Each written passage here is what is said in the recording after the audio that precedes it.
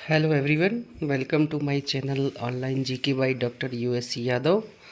आज की क्लास में हमने ये ओल्ड पेपर जो है प्रीवियस ईयर पेपर 30 मार्च 2017 का जो हम हल कर रहे हैं। तो इसमें हमने आज के क्लास में दो पार्ट में इस वीडियो को बनाया है, क्योंकि वीडियो काफ़ी लंबा बन रहा था। इसलिए फर्स्ट पार्ट में हमने रख दिया था आपका चाइल्ड केयर और न्यूट्रिशियंस का, और उसी में सेकंड पार्ट था general knowledge and mental ability के क्वेश्चन थे। अब हम दूसरे पार्ट के जो वीडियो में स्किल डेवलपमेंट और चाइल्ड केयर एजुकेशन पर बना रहे हैं। तो चलिए, पहला प्रश्न आपके सामने है स्किल का, मार्जिनल स्किल का। तो आप यदि चैनल में जो नए हैं तो वो चैनल को सब्सक्राइब कर ले, लाइक कर ले, और यदि शेयर कर देंगे तो और अच्छा होगा। चलिए हम पहला प्रश्न देखते हैं। प्रत्येक समुदाय विकास परियोजना ने लगभग 300 गांव कवर किए, जिनका कुल क्षेत्रफल 450 से 500 वर्ग मील तथा कुल जनसंख्या खालिस्तान थी। तो इसमें क्या है, 2.0 लाख है ना। 300 गांव कवर किए जिनका कुल क्षेत्रफल 450 से 500 वर्ग मील था।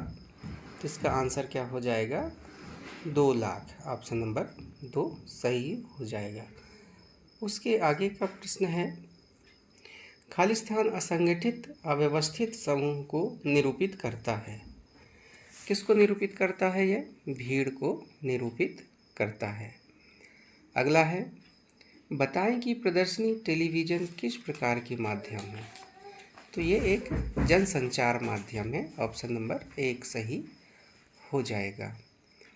अगला है, इनमें से पहचाने कि स्थानीय स्वशासन की त्रिस्तरीय व्यवस्था कौन है। तो कौन है त्रिस्तरीय व्यवस्था? तो ये है ग्राम पंचायत, खंड समिति और जिला परिषद। आपका ऑप्शन नंबर 1 सही हो जाएगा। अगला प्रश्न है, समाज और खालिस्तान दोनों ही सामाजिक अंतरक्रिया का उत्पाद हैं। तो ये किसका उत्पाद है? संवर्धन कल्चर के उत्पाद हैं। अगला प्रश्न है, सार्वजनिक जीवन किस तक परिभाषित है। किस तक परिभाषित है? ये गजेल सॉफ्ट या संघ साहचर्य तक यह परिभाषित है। ऑप्शन नंबर 2 सही हो जाएगा। संचार की कला है। क्या है संचार की कला? सुनना। ऑप्शन नंबर 2 यहाँ भी सही हो जाएगा। आगे है, निर्धनों का सभी ओर से विकास केवल किसके द्वारा संभव होता है। तो किसके द्वारा संभव होता है? यह विस्तार शिक्षा के द्वारा संभव होता है ना। ऑप्शन नंबर 1 सही हो जाएगा। अगला प्रश्न है, कालक्रमानुसार व्यवस्थित कार्य योजना को खालिस्तान कहते हैं। क्या कहते हैं? ये कार्य कैलेंडर। ऑप्शन नंबर 1 सही हो जाएगा यहाँ पर भी। अगला है, स्थानीय नेता नेतृत्वकर्ता की भूमिका की समझ क्या है। क्या होता है? यह स्थानीय नेताओं या नेतृत्वकर्ताओं के लिए बहुत आवश्यक होती है ना। ऑप्शन नंबर 2 सही हो जाएगा यहाँ पर भी। अगला है, India's food crisis and steps to meet it क्या था। क्या था ये था फोर्ड फाउंडेशन दल की एक रिपोर्ट थी ये, है ना। अगला है, लघु समूहों में शामिल है। क्या है लघु समूहों में शामिल है? देखते हैं इसका आंसर क्या है। देखिए, सही उत्तर चुने तो इसमें से 1 और 3, मतलब ऑप्शन नंबर 3 सही हो जाएगा। क्या क्या है? देखिए, जोड़ियाँ और तिकड़ियाँ और अन्य लघु समूह, है ना। ये 1 और ये 3 सही हैं। तो इनका समूह दिया है ऑप्शन नंबर 3 में, 1 और 3। अगला है, राष्ट्रीय विकास परिषदों को प्रशासनिक सहयोग कहाँ से मिलता है? तो कहाँ से मिलता है इससे क्या प्रशासनिक सहयोग? ऑप्शन नंबर 2, नीति आयोग सही हो जाएगा। अगला है, सघन कृषि क्षेत्र कार्यक्रम को खालिस्तान के मध्यावधि मूल्यांकन के दौरान आरंभ किया गया था। तो ये कब किया गया था? ये तीसरी पंचवर्षीय योजना में किया गया था। ऑप्शन नंबर 2 सही हो जाएगा। अगला प्रश्न है, मास कम्युनिकेशन इन इंडिया नामक पुस्तक किसने लिखी थी? किसने लिखी थी ये के.जे. कुमार। ऑप्शन नंबर 1 सही हो जाएगा। अगला है, विस्तार कर्मी क्या है? क्या है विस्तार कर्मी? तो ये पेशेवर नेतृत्व करता है। ऑप्शन नंबर 2 सही हो जाएगा। अगला है, विशेष रुचि समूह खालिस्तान के अंतर्गत आते हैं। तो किसके अंतर्गत आते हैं? द्वितीयक समूह के अंतर्गत ये आते हैं। अगला है, संगठनात्मक परिवर्तन की वह पद्धति जिसमें एक केंद्रीकृत सत्ता पद द्वारा निर्णय लिए जाते हैं और अन्य को निर्णय का पालन करना होता है। तो क्या है ये आधिकारिक पद्धति है ये, है ना। अगला है, भारत में समुदाय विकास कार्यक्रम का आरंभ किसके जन्मदिन पर किया गया था?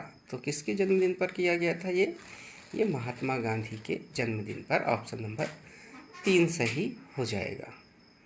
अगला है, इनमें से कौन सदस्यों में सहानुभूति उत्पन्न करता है और आपसी सहयोग को बढ़ावा देता है? तो कौन करता है ये? ऑप्शन नंबर 2 सही हो जाएगा, हम का एहसास। अगला है, खालिस्तान जनसंचार की पारंपरिक विधा है। तो ये कौन सी विधा है? ये समाचार पत्र। ऑप्शन नंबर 2 सही हो जाएगा। नेतृत्व की कसौटी है। क्या है नेतृत्व की कसौटी? नेतृत्व की कसौटी है दूसरों को अनुसरण हेतु प्रभावित करने की क्षमता। जो दूसरों को अनुसरण करने के लिए प्रभावित करे, वही नेतृत्व की कसौटी के अंतर्गत आता है। अगला है, भारत सरकार ने योजना आयोग की स्थापना कब की थी? तो ये 1950 में योजना आयोग की स्थापना की थी। ये भी क्वेश्चन बार बार रिपीट हो रहा है, इसे अच्छे से आप ध्यानपूर्वक याद रखें। अगला प्रश्न है, एक सामान्य लक्ष्य हासिल करने की दिशा में लोगों को प्रभावित करने की प्रक्रिया क्या कहलाती है? क्या कहलाती है ये नेतृत्व कहलाती है। अगला है, संचार माध्यम खालिस्तान को सुगम बनाता है। तो किसको सुगम बनाता है ये संचार माध्यम? ये अध्यापन एवं प्रशिक्षण को सुगम बनाता है। ऑप्शन नंबर 3 सही हो जाएगा। अगला प्रश्न है, IRDP लाभार्थियों की पहचान के उद्देश्य से ली गई इकाई है। तो ये कौन सी इकाई है? तो ये परिवार। Option number 2। अगला प्रश्न है, फिरक्का विकास योजना मद्रास सरकार द्वारा खालिस्तान में आरंभ की गई थी। तो ये 1946 में आरंभ की गई थी। संचार के 4 आई हैं। तो कौन कौन से आई हैं संचार के? Information, instructions, influence and integration. Hindi में देखें इसे तो सूचना, निर्देश, प्रभाव एवं एकीकरण। तो इसमें ऑप्शन नंबर 3 सही हो जाएगा। अगला प्रश्न है, इनमें से किस ग्राही एडॉप्टर के पास समाज में अधिक मत नेतृत्व होता है? किसके पास होता है ये? आरंभिक ग्राही के पास होता है। ऑप्शन नंबर 3 सही हो जाएगा। अगला है, संचार के पहले मॉडल का विकास खालिस्तान ने किया था। किसने किया था ये? ऑप्शन नंबर 1 अरस्तु ने किया था। अगला है, नेतृत्व संबंध के आधारभूत घटकों में से एक है। क्या है? विश्वास। Option number 2। अगला है, क्षैतिज गतिशीलता का अर्थ है। क्या है क्षैतिज गतिशीलता का अर्थ? तो क्षैतिज गतिशीलता का अर्थ है हैसियत स्टेटस में बदलाव के बिना पद या पोजीशन में बदलाव करना। ऑप्शन नंबर 2 सही हो जाएगा। अगला प्रश्न है, ग्रामीण विकास जनरल का प्रकाशन कहाँ से होता है? कहाँ से होता है ये? NRID से होता है ये। ऑप्शन नंबर 3 सही है। अब इसमें आगे गद्यांश हैं, तो इन गद्यांशों को अपने को ध्यानपूर्वक पढ़ना है और ध्यानपूर्वक पढ़ कर के फिर इनका उत्तर देना है। तो इस गद्यांश है, तो गद्यांश का आप स्क्रीनशॉट ले लीजिए, फिर हम प्रश्नों को पढ़ करके उनके आंसर देखेंगे कि कौन सा सही है। तो आपने स्क्रीनशॉट ले ही लिया होगा। आगे चलते हैं हम प्रश्नों पर। अगला है, कम्युनिकेयर का अर्थ है क्या है? साझा करना, है ना। Option number 2। गद्यांश वही है पुराना वाला। हम प्रश्न को बस पढ़ते हैं आगे। तो देखिए इसमें प्रश्न क्या दिया है? स्रोत, संदेश, कोडन, एनकोडिंग, मार्ग या चैनल, विकोडन, डिकोडिंग, प्राप्तकर्ता या प्रतिपुष्टि या संदर्भ। यह मॉडल खालिस्तान ने विकसित किया था।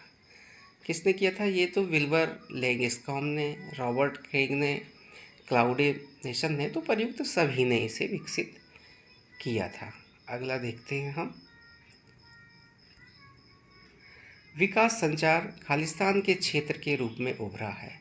किसके क्षेत्र में उभरा है? ये जनसंचार के क्षेत्र में उभरा हुआ है। अगला गद्यांश है। गद्यांश तो वही है, प्रश्न दूसरा है। देखिए, खालिस्तान संचार विचारों का आदान प्रदान रोक देता है। तो किसका रोक देता है? एक तरफा संचार को रोक देता है। अगला है, कोडन या एनकोडिंग कौशलों में शामिल है। क्या है शामिल इस पे? 3 और 4 मतलब लेखन और वाचन, है ना। तो ऑप्शन नंबर 3 सही हो जाएगा।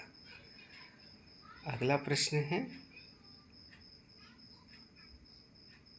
यह वांछित संदेशों के वाहक का कार्य करता है।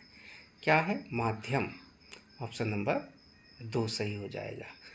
ये गद्यांश अब दूसरा गद्यांश है, तो इसको आप स्क्रीनशॉट आप ले लीजिए। मैं थोड़ा सा इसको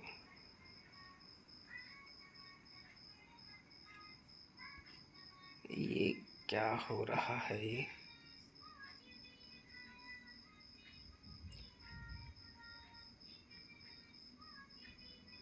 ये आप ले लीजिए, इसको स्क्रीनशॉट ले लीजिए, जिससे हम प्रश्नों को हल कर लेंगे। अब ये पूरे स्क्रीन में आ गया है। अब हम इसको आप अच्छे से पढ़ना, ताकि परीक्षा में यदि ये दोबारा कहीं पूछ लिया जाए तो आपको अच्छा सहयोग मिलेगा। आगे चलते हैं हम। आईसीटी की कोई एक परिभाषा नहीं है। तो ये सर्वाधिक, अद्वितीय तो है, सर्वाधिक नहीं है, निश्चित है ना। तो इसमें ऑप्शन नंबर 2 सही हो जाएगा। अगला प्रश्न है, थोड़ा जल्दी जल्दी देखते हैं हम।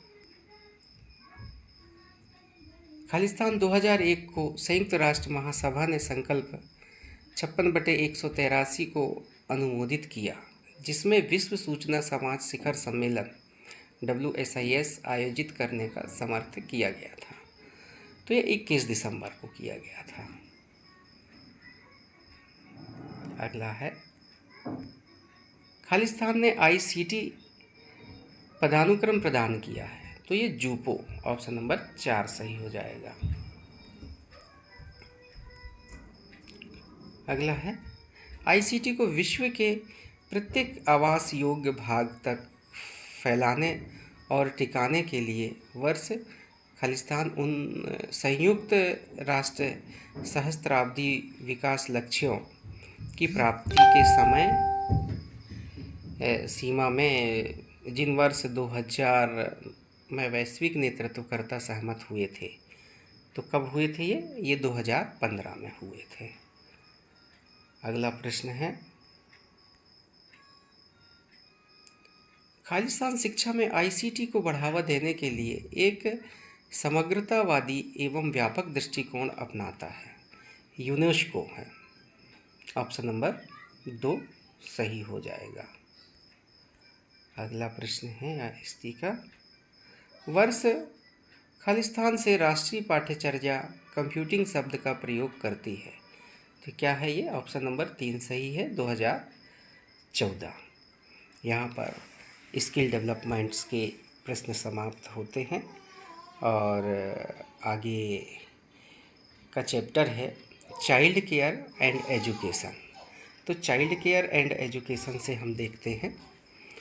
पहला प्रश्न है इसमें, दोनों में से किसी एक हाथ के उपयोग को प्राथमिकता देने की प्रवृत्ति को क्या कहा जाता है? क्या कहा जाता है इसे? हस्त प्रधानता कहा जाता है। ऑप्शन नंबर 3 सही हो जाएगा। अगला है, आंगनवाड़ी कार्यकर्त्रियाँ, आंगनवाड़ी सहायक, पर्यवेक्षक, बाल विकास परियोजना अधिकारी एवं जिला कार्यक्रम अधिकारी, इनमें से किस संगठन योजना का कार्यबल होते हैं? तो किसके कार्यबल होते हैं? ICDS के कार्यबल होते हैं ये। ऑप्शन नंबर 2 सही हो जाएगा। अगला है, दिव्यांगजन राष्ट्रीय छात्रवृत्ति योजना खालिस्तान के अंतर्गत कार्य करती है। किसके अंतर्गत कार्य करती है ये? सामाजिक न्याय एवं अधिकारिता मंत्रालय के अंतर्गत कार्य करती है। अगला है, इनमें से कौन अधिगम को प्रभावित करता है? तो कौन करता है? सभी करते हैं। प्रतिपुष्टि, फीडबैक, अर्धपूर्णता, संपूर्ण एवं आंशिक अधिगम, ये सभी अधिगम को प्रभावित करते हैं। अगला है, पुरुष वयः संधि विकास में इनमें से कौन सा एंड्रोजन एक महत्वपूर्ण भूमिका निभाता है? तो कौन सा एंड्रोजन निभाता है? टेस्टोस्टेरोन है। ऑप्शन नंबर 3 सही हो जाएगा। अगला है, इनमें से कौन पूर्व विद्यालयी शिक्षा का उद्देश्य नहीं है? कौन नहीं है? बच्चों में रट्टामार स्मृति का विकास करना। ऑप्शन नंबर 2 सही हो जाएगा। राष्ट्रीय दृष्टिबाधित संस्थान कहाँ स्थित है? तो कहाँ स्थित है ये देहरादून में स्थित है। अगला है, विधिक रूप से अंधे व्यक्ति की दृष्टि तीक्ष्णता खालिस्तान से अधिक नहीं होती। तो कब से अधिक नहीं होती? तो ये 20 से 200 के मध्य है ना। ऑप्शन नंबर 1 सही है। अगला है, बोलने सीखने में इनमें से कौन सा शामिल होता है? कौन सा शामिल होता है? उपर्युक्त सभी है। उच्चारण भी है, शब्दावली निर्माण है, वाक्य निर्माण है, ये सब सही है। अगला है, RTE का पूरा नाम क्या है? क्या है? राइट टू एजुकेशन, शिक्षा का अधिकार, ये RTE का पूरा नाम है। अगला प्रश्न है, कौन सी योजना अशक्तताओं से पीड़ित विद्यार्थियों को सुगम एवं बाधा मुक्त अंतर्निर्मित बुनियादी ढांचा एवं परिवहन सुविधाओं, पुस्तकों, गणवेशों एवं लेखन सामग्री, विशिष्ट अधिगम सहायक उपकरणों या सामग्री एवं छात्रवृत्तियों का प्रावधान करती है? तो कौन करती है? दिव्यांग बालकों हेतु व्यापक शिक्षा योजना के माध्यम से ये सब होता है। अगला है, इनमें से कौन भारत में नर्सरी विद्यालय शिक्षा के महत्व पर बल देता है? तो कौन देता है? सभी देते हैं। इनमें से विद्यालय पूर्व वर्षों में विकास की दर इतनी तेज होती है कि बच्चे को अधिकाधिक अनुभव दिए जा सकते हैं, ये भी सही है ना। भारत में कक्षा 1 और 2 में अत्यधिक अपव्यय एवं प्रतिरोध है, जिसकी रोकथाम नर्सरी विद्यालय शिक्षा के माध्यम से की जा सकती है, ये भी सही है। फिर है, नर्सरी विद्यालय शिक्षा का प्रावधान एक सामाजिक एवं आर्थिक आवश्यकता है, क्योंकि बहुत सी माताएं काम पर बाहर जाती हैं और घर में छोटे बच्चों की देखभाल के लिए कोई नहीं होता है, तो ये भी सही है। अगला है, श्रवण क्षीणता की पहचान किसकी सहायता से की जाती है? तो ये शुद्ध स्वर श्रव्यता मिति के माध्यम से की जाती है। अगला है, इनमें से किस अधिगम में एक अनुक्रिया के स्थान पर दूसरी का प्रतिस्थापन एवं संबंधन किया जाता है? तो किस किस से किया जाता है? चिर प्रतिष्ठित प्रानुकूलन, है ना, क्लासिकल कंडीशनिंग के माध्यम से किया जाता है। अगला है, निषेचित अंड कोशिका को क्या कहते हैं? तो युग्मनज कहते हैं इसे, है ना। ऑप्शन नंबर 1 सही है। ICDS योजना खालिस्तान को आरंभ की गई थी। कब आरंभ की गई थी? 2 अक्टूबर 1975 को ICDS योजना आरंभ की गई थी। अगला है, विकासात्मक दृष्टि के किस नियम के अनुसार विकास समीप से दूर बाहर की ओर शरीर के केंद्रीय अक्ष से हाथ पैरों की ओर होता है? तो कौन सा ऑप्शन इसमें सही है? ऑप्शन नंबर 2 सही हो जाएगा, समीप दूराभिमुख प्रॉक्सिमेडिस्टल नियम। अगला है, आरंभिक बाल्यकालीन वर्षों में भावनाएं विशेष रूप से खालिस्तान होती हैं, तीव्र होती हैं। अगला है, खालिस्तान से पीड़ित बच्चों की पहचान के लिए शुद्ध स्वर, श्रव्यता मिति, प्योर टोन, ऑडियोमेट्री का उपयोग किया जाता है। तो किसके माध्यम से किया जाता है ये? श्रवण क्षीणता या श्रवण बाधित्य। ऑप्शन नंबर 1 सही हो जाएगा।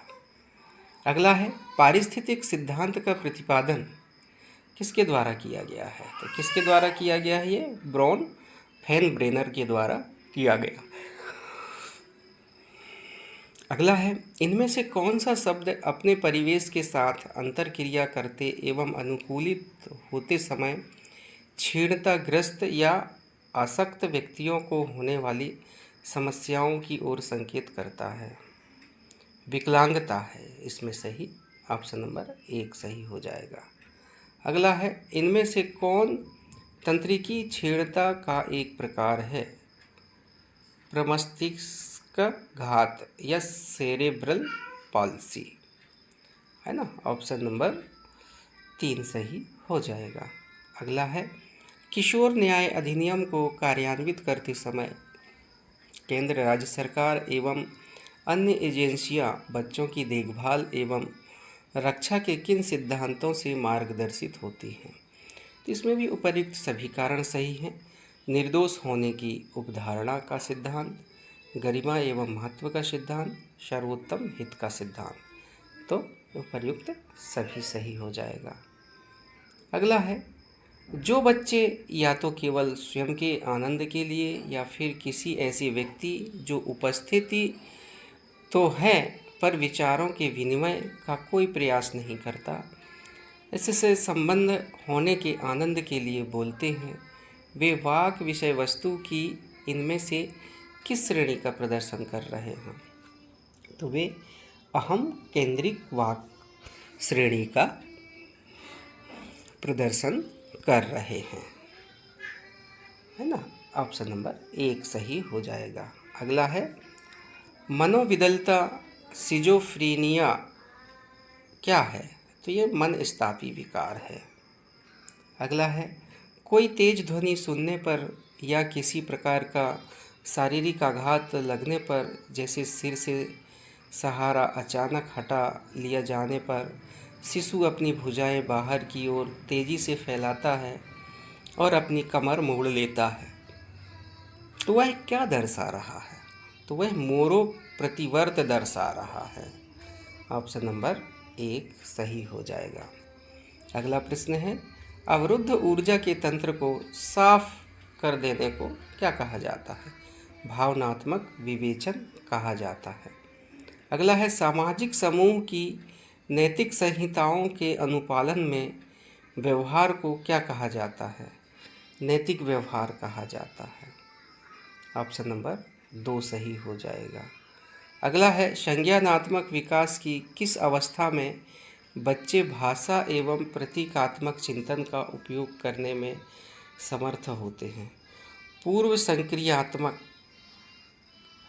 ऑप्शन नंबर 2 सही है।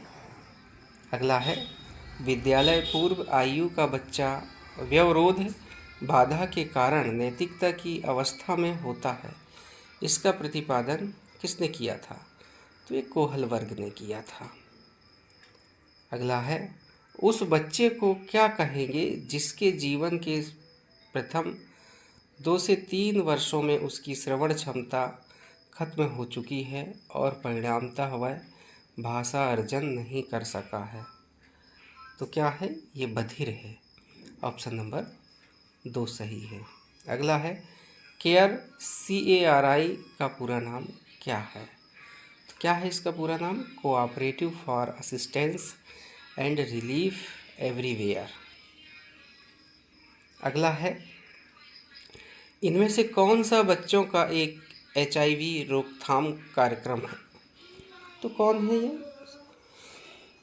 ऑप्शन नंबर 4 उपर्युक्त सभी सही है। माता से शिशु संचरण की रोकथाम, छोटे बच्चों के लिए यौन शिक्षा एवं HIV तथा एड्स शिक्षा का समावेशन और HIV पीड़ित स्त्रियों से जन्मे बच्चों को HIV जांच। तो ये सभी कारण सही हैं। अगला है नवजात शिशु फ्राइड के मनोलैंगिक मनः कामुक सिद्धांत की किस अवस्था में होते हैं? किस अवस्था में होते हैं ये मौखिक अवस्था में होते हैं। HIV खालिस्तान से नहीं फैल सकता। तो देखिए पसीना से, लार से, मूत्र से ये नहीं फैल सकता। तो ऑप्शन नंबर 4 उपरोक्त सभी सही हो जाएगा। अगला है नाटकीय क्रीड़ा को क्या कहते हैं? ये कृतक विश्वास क्रीड़ा कहते हैं। अगला है पियाजे के संज्ञानात्मक विकास सिद्धांत की किस अवस्था में वर्धित प्रतीकात्मक चिंतन के माध्यम से निरूपित शब्दों और छवियों के साथ बालक विश्व को निरूपित करना आरंभ करता है? तो कैसे करता है? संक्रिया पूर्व अवस्था। ऑप्शन नंबर 2 सही हो जाएगा। अगला है जन्म के 1 एवं 5 मिनट बाद नवजात शिशुओं के स्वास्थ्य का आकलन करने के लिए इनमें से किस पैमाने का उपयोग किया जाता है? तो कौन से पैमाने का उपयोग किया जाता है? एपगर पैमाना। ऑप्शन नंबर 3 सही हो जाएगा। अगला है ICPS का पूरा नाम क्या है? क्या है ये? इसका पूरा नाम ICPS का इंटीग्रेटेड चाइल्ड प्रोटेक्शन स्कीम, समेकित बाल रक्षा योजना। अगला प्रश्न है ये चीज़ों को आरोही या अवरोही क्रम में व्यवस्थित करने को कहा जाता है? तो ये क्रमबंधन या क्रमांकन कहते हैं इसे। बहुत ही सरल प्रश्न है ये। आगे है बालश्रम निषेध एवं नियमन अधिनियम वर्ष खालिस्तान में पारित हुआ था। तो कब हुआ था ये? 1986 में पारित हुआ था। अगला प्रश्न है अधिगम या लर्निंग के लिए इनमें से कौन सा असत्य है? क्या है असत्य? देखिए अधिगम प्रक्रिया से सदैव नीरसता, ऊब और निढालता उत्पन्न होते हैं। ये असत्य है। नीरसता तो होती ही नहीं है अधिगम प्रक्रिया से, सीखने में अच्छा लगता है। अगला है इनमें से किसमें अशक्त एवं विकलांग करने वाली स्थितियों को घटाने और अशक्त एवं विकलांग जनों को सामाजिक एकीकरण प्राप्त करने में सक्षम बनाने पर लक्षित सभी उपाय शामिल हैं? तो क्या सही हो जाएगा यहाँ पर? ये पुनर्वास है ना। ऑप्शन नंबर 2 सही हो जाएगा। अगला है ICDS योजना खालिस्तान के अंतर्गत कार्य करती है। किसके अंतर्गत? तो ये महिला एवं बाल विकास मंत्रालय के अंतर्गत कार्य करती है। ये भी क्वेश्चन बार बार रिपीट हो रहा है। अगला है और ये लास्ट प्रश्न है बच्चे की यह समझ कि वस्तुएं विद्यमान बनी रहती हैं तब भी जब उन्हें देखा या सुना ना जा सकता हो तो ये क्या कहलाते हैं? तो ये वस्तु स्थायित्व कहलाते हैं। ऑप्शन नंबर 3 सही हो जाएगा। तो ये रहा था ये 30 मार्च 2017 का सेकंड पार्ट है ये हल करने का।